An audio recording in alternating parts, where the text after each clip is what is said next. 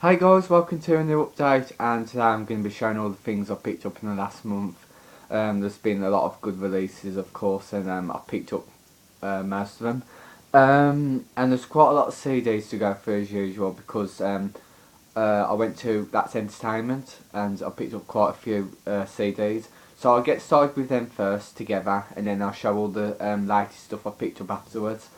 So the first one is Alison Moyet Singles, and this is the version with the live CD. And what's good about this CD itself is that it's got a few of Yazoo hits on here, like Only You, Nobody's Diving Situation. So if you like Yazoo as well, and Alison Moyet solo material, then I think this could be the one for you. Or if you just want to get just Alison, you might as well just get the 2009 greatest hits that she had. Nice artwork as well. It's got a very interesting booklet with like just photos in there and a very weird design because it has all these funky logos on, like no smoking and the environmental recycling logo, which is pretty random. But it was the 90s. I think it's really 95, 96, sorry. So yeah, that's the first one. And I picked up another Alison Moyet because I've been listening to a lot of Alison lately. The first three albums. I picked up Home Time, which was released from 2002. And I think this was where Alison really started to take control of her own career, because she really didn't want the record label controlling on what she could and couldn't release, which is what happened during the 90s. So she finally got a new record label, which was Sanctuary, and released this. And I've had a whiz through this so far, and it's not the most memorable of Alison Moyet material, but it's got a nice sound to it, and the voice sounds really, really elegant and powerful, of course. And it's got the nice artwork, which really does fit well with the album theme. So I think, yeah, if you like all the 80s electronic stuff, then I don't think this is really it. But if you want to listen to the showcase of her voice and really listen to some proper, amazing, well written lyrics, then I think this is the one, because it's just well produced, but very different to her 80s stuff. And next was another one I bought, which is Essex. This was from 1994. I only know one song off here, and it's Whispering Your Name. I think I've heard this album was originally meant to be quite acoustic sounding, very simple, but the record label wanted it to be more dancey, so they altered it a bit. Hence why Alison Moyet was unhappy. So I haven't had a chance to listen to this one yet, but I think I'm looking forward to it anyway, nonetheless, and I want to see what it's about, because I love Alison Moyet.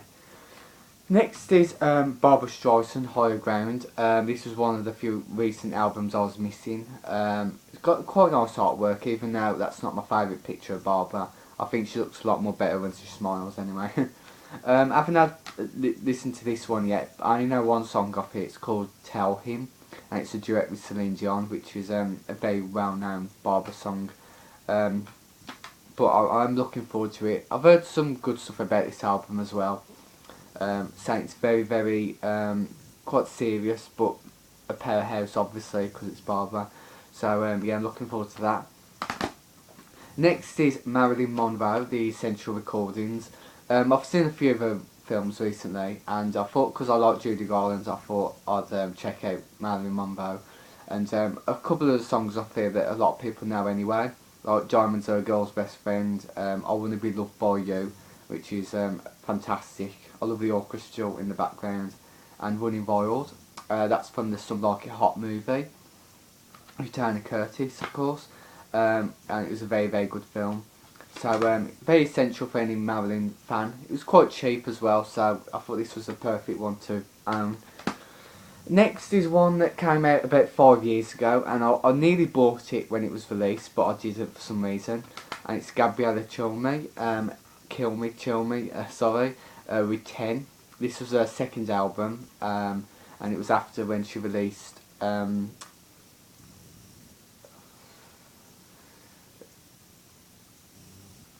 oh my god, I forgot the name of it. Sweet About Me, sorry. I really had to remember then. I knew I had the tune in my head, but I just couldn't remember the name of the song itself. um, but yeah, it was a very, very dramatic change for Gabriella because she'd done more jazzy, Amy Winehouse soul stuff before, and then she reverted to like synth pop and electro pop for this album. And a lot of people didn't really like that, but I really, really liked it. I think it should have been a lot more successful. It had one hit off here, and it's On a Mission, which is quite well known. It went into the top 10. Very good music video. It's a little bit cheesy here and there, but for what it is, it just works, and it works with her voice as well. There's also a couple of other songs off here which I love. I like Robots. I think that one sounded very Goldfrapp, and I love Goldfrapp. Hearts Don't Lie, which was the second single. That's a very, very disco, Donna Summer sounding track. Very good. I think the other one I liked was Boys. It's just I think this is a good album. I think if you can see this anywhere at a good reasonable price, I really would recommend it. The artwork's not my favourite. It's a bit porn star looking, but yeah, if it had better artwork, then yeah, it's really good. Next is The Best of Culture Club. I really like this band, of course, from the 80s. I really wanted this because I've got a few 80s compilations, and it's only got like one or two songs from Culture Club, so I wanted to have the whole lot. So you've got Do You Really Want to Hurt Me, which is amazing. Church of the Poison Mind, Karma Chameleon, The War Song. It's just quite essential. I think this CD is quite old. It's a very, very old compilation from 1989, so I know it's not the most recent one, but it's got the 80s hits on here, and it's got quite nice artwork as well. So yeah. And next we'll talk about the new releases. The first one is Marina and the Diamonds, Fruit. What can I say? It's a really good album.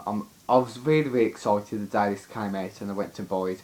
The only thing was, I really hate the packaging for this album. I think it's really cheap, and I don't like the disc and the booklet being in these, holder, because they can just slide out very easily. One instant, the disc nearly fell out and it landed on the floor, and it could have been scratched or something. So that's the only complaint about this. I know that we may have to go more lower budget with this album, because I know that Electro Heart costed the record label a lot of money, 679 recordings.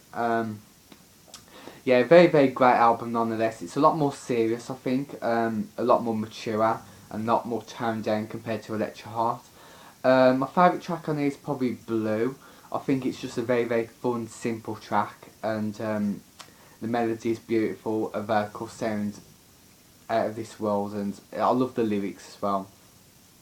I think I'm Maroon's a good song as well. I think it's very, very haunting, that track. It's quite breathless as well, I would like to say. I've also been listening to a lot of Gold. I wasn't very keen on that track at first, but it's grown on me for some reason. So it's starting to get a soft spot for me. I do like the first song, Happy, but I don't think it's my favourite, unfortunately. I love Fruit as well, obviously the album title track, very, very funky, and I just love her vocals there. It just changes from high to low. She has a good range, and I know everyone's going on about this album at the moment. I know it charted at number, was it number 9, I think? 10 or number 9, so it's good she had another top 10, and I really hope that it sells more copies, because I would hate to see her get dropped by the label, because yeah, it's really good. I'm looking to get the vinyl as well, this. So that's that one, and the second one is which came out on the same day as Fruit, and it's Bjork and Volcanora. Fantastic album, masterpiece. Bjork has delivered yet again. I prefer this album than the last album, Biofiller. I think what I love about this album is that I think it's a step back to some of the classic stuff she's done, sound wise anyway. I can see hints of Homogenic on this album, especially the first song, Stone Milker. It really does remind me of Homogenic, and Homogenic is one of my favourite Bjork albums, and one of my favourite albums of all time, actually. My favourite tracks on here are Stone Milker. History of Touches, I think it, just the production on it is just amazing and just so well made, and it's so beautiful. It feels like you could just step into the world. I mean, you can hear what's going on, but you can get visualisations of what's going on when you hear it. This whole imagery, and I picture this in my mind, all this beautiful imagery that Bjork designed for this album. It's what appears in my mind when I listen to the album. So yeah, History Touches, and of course Black Lake, which is a very, very long track, but it works, it's beautiful, it's quite slightly cinematic, but in a beautiful way. It, it just sounds like a soundtrack to a beautiful film. Um, I just love this album. I think the packaging is absolutely beautiful as well. It's basically the slipcase deluxe I bought. I wanted to really milk it and get the proper one. So you just slide it outwards of this slipcase. It's quite awkward to open. It comes out quite slowly, and it comes out like this. And it's just like a see-through hologramic slip cover. It's nice. And then you have the album here, Bjork, in a crazy costume, of course. And I love the colour combination, it's gorgeous. And beautiful font as well. What I love is that each album really has its own logo and its own font. It just, Bjork is such a talent in it. And I put up to this. It's like a gatefold. So yes, the book, I might show the book. I don't think there's any good pictures in it from what I remember. It's just like basically lyrics. But each, it's got a beautiful front cover, and each page has got the song title, designed in the album era font. Basically looks like loads of ribbon, all laid together. So yeah, and on the back is like thank yous and stuff. It's very similar to the bio filler, thank you, which is on the inside disc. So what, it is amazing. It's 9 tracks, which I'm quite pleased about, because I think if it was any longer, I think it would have been too long, because the album is on for like an hour, and the tracks are long, so it just works really well for what it is. You have to take your time with this as well, I might as well say, because it's just a piece of art, and you really have to dive into the world and just really read the lyrics as well when you listen to it, so you can really understand the story being told. And check out any music videos if you want, or any inspiration for this album, and then you really start to understand what the album is about, and you enjoy the full art of it. So fantastic. 10 out of 10. One of my favourite albums of this year, along with Fruit. Next is one I picked up this week, and it's Rebecca Ferguson, Lady Sing the Blues. I was going to pick this up when it was released a few weeks ago, but I think because of all the new releases, I think I was drawn to them more than this. But then I started to look at good reviews for this album, and it's basically a lot of cover versions. And I've only listened to like a few tracks so far, but it's very good, very jazzy, and it really works because Rebecca does have a fantastic voice. I've got the first 2 albums and they're very, very good. But it's quite interesting to see her do a covers album for a change, and there's 17 tracks on here, so you do get your money's worth out of it, and the artwork is really nice inside. I nearly was going to go and get tickets to see her live, but I think I might put it on hold because there's a lot of other stuff I really need at the moment. So yeah, that's that anyway, and yeah, quite a good album so far. I can't wait to listen to the second half and really enjoy it even more. So yeah. Next is a CD single, and it's PJ Harvey The Wind. A very, very good track, one of PJ Harvey's more experimental songs. This was released off the Is This Desire era. And this is a promo single, which I didn't know about when I ordered it online, because there's no barcodes or anything. It's basically just 2 tracks, The Wind, the edit version, and the second track is the basic version of The Wind. So I'd only get this if you can find it at a good price, because it's not PJ's most best single, lack of B-sides as such. But it has nice artwork as well, because from the Easiest Desire era, beautiful. Next is the very best of Visage. Of course, I really bought this because, of course, Steve Strange passed away. Was it a month ago, I think? And I really love the song "Fade to Grey." It's one of the 80s classics, very cold, dark, and it just along that line of the classic early 80s UK synth pop element songs. I've the other oh, I was gonna say, I think it's a shame this band never had more hits because I've listened to it so far, and some of the stuff is really good on here. It's basically this very best of. It's got a lot of original 12-inch mixes, which is quite interesting. There's not that many actual tracks itself, like from other albums. So I know they did some more recent stuff before Steve Strange died, but he has nice artwork as well. So if you like the early 80s and experimental stuff with synth pop, I recommend this. Next is Missy Elliott, Under Construction. I saw this in a charity shop, and I used to love Missy Elliott when I was a child. And I really want to get this one because it has two great tracks on here, Work It, and also Gossip Folks, which some people might remember. That was one of my favourite songs at the time because I used to love the music video. And it has that girl there of Cheaper by the Dozen in it. She's like doing dance moves and stuff, which I think is quite funny.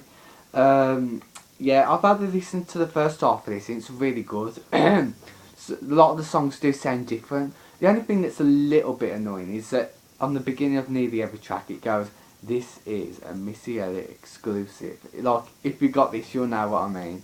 But yeah, very good, and it was worth the money considering how cheap it was in a charity shop. So yeah. Next is one I picked up from HMV, and it's a box set of Bette Midler, and it's her first 5 albums. It's in a very cheap looking packaging because they just shoved an album cover for the actual front cover. But it was a good price. It was $9.99, and for 5 albums, it's really good. They're basically in these basic slip cases. So I have the Divine Miss M, which was one I've already got, but the other 4 I haven't, so yeah, I know that album. And then there's Bette Midler, self-titled, and then there's Bette Midler, Songs for the New Depression, and Broken Blossom, which is one I've listened to very recently, because I like La Vie en Rose, which is a great cover version, and A Dream is a Wish Your Heart Makes, which was of course from Cinderella, and the soundtrack to The Rose, which I love the film and I love the soundtrack, especially the first half. I like Midnight in Memphis. I think that's probably my favourite track on the album. I think I even prefer it to than The Rose, the title track, and that's a really good song as well. So for you do get your money's worth for this album, well, this box set actually. It was a good deal, and a lot of these albums are quite rare to find on CD anyway, so it just saves a lot of time and hassle having to try and find them and save money, so yeah. Next is the finest, the best of Liza Minnelli from the Capitol years. I've got a few of Liza's recent stuff, which I've shown in my last few videos, results from 1989. And this is basically the first few albums that Liza released, and it's really good. It's very, Broadway, jazz sounding stuff, and some beautiful ballads on here. I've only listened to the first 2 albums so far. I haven't had a chance to listen to the second disc, but it's really good, and it's starting to grow on me. The one track that I love the most is I think it was Meantime. I'm sure it was. It's still early days. But I'm enjoying it so far, and I'm looking forward to it being on repeat more in my CD player. And next is this is the last CD now, and it's a compilation, Anthems 90s from the Ministry of Sound. I've got a few 80s Ministry of Sound CDs, and I thought I'd want to get a 90s one because I know that the 90s has some great tracks. And this is a good one because it has a lot of house dance stuff, and I know that stuff's quite popular at the moment because a lot of new singles have got that house sound, and house is in at the moment. So it's good to go back and just listen to some of the classics on here. Rhythm is the Dancer, The Rhythm of the Night, What is Love, Groove is in the Heart, um, Missing by Everything But the Girl, I love that track. Don't Call Me Baby by Madison Avenue, um, Olive, You're Not Alone. There's just a really good mixture on here. It was only £6 from Amazon, which is a great deal, obviously, I think. And I think I might get the second 90s CD from this Ministry of Sound series, because I think I'll probably want to listen to even more classics. And that's the CDs. I picked up 3 vinyls. The first one, this was a gift from someone, and it's basically an artist I've never heard of before, Zola Jesus, Tiger. Sorry if I pronounced that wrong. I've only listened to this once so far, and I really want to give it a good chance because it was a gift, and I really do appreciate any gifts given to me. And basically, it's an American singer, female obviously, and they said that she's a bit electro pop, a little bit of dance in here, like slightly dubstep, only slightly. And she's got a beautiful voice. It sounds very much, if you like, Marina and the Diamonds or Robin, then you might like this. The one track which was really, I think it was a single off this album, it's called Dangerous Days. That's the one that's really stuck in my mind the most, and the most memorable of the tracks, I think. It has quite nice artwork as well. It is very a bit indie looking, as you can tell, but there's nothing wrong with indie at all. And I'll have to give this a good chance, and if anyone knows this artist, let me know what you think. Next is one I picked up off Amazon, and I really love this album. I think it's my favourite album from her, and I picked it up and it was only £11, which is great for a classic vinyl album. And it's PJ Harvey, To Bring You My Love. And this is good. I don't think this isn't a repress, because I've got some represses from PJ Harvey, unfortunately, and it's not the real thing. I think this is basically a 2013 reissue from Island Records itself, so it's not like faulty or cheap made. It's decent. It's got a good slip cover and beautiful artwork from this. Basically, I think this is from the Down by the Water single, with the green velvet behind and the red dress and the big hair. It's just fantastic. I really love this album, and it really does sound amazing on vinyl. Because I've listened to it all the way through twice on vinyl now, and it just sounds amazing. I just really want the other PJ Harvey singles to be albums to be reissued on vinyl like this one. It's fantastic, and this font's got quite a shine to it when you move it. I don't know if you can see. So yeah, my favourite PJ Harvey album, I think, followed by I love Is This Desire as well, and Stories from the City, Stories from the Sea. Yeah, love it. And the very last one is one I picked up at a record fair, and it's The Best of Bette Midler. It basically has the same artwork as the Bette Midler album, but it says Best about at the top. So just, you might get confused when you see this one about, so be careful. I don't want anyone thinking they bought the actual Bette Midler album when they bought this, and vice versa. It's basically a good mix of songs like In the Moods on here, Do You Want to Dance, Boogie Woogie Boogie Boy, Hello in There, and La Vie Letting Rose. So it's got a good mixture. Unfortunately that this isn't very recent. It's missing a lot of her biggest hits from the 80s and stuff. It's just a shame there isn't a greatest hits on vinyl, which is very recent. But it's beautiful artwork, and it's a good price as well. It's good condition, and it sounds great as well. So yeah. And I can't believe it's been on for nearly half an hour, this video.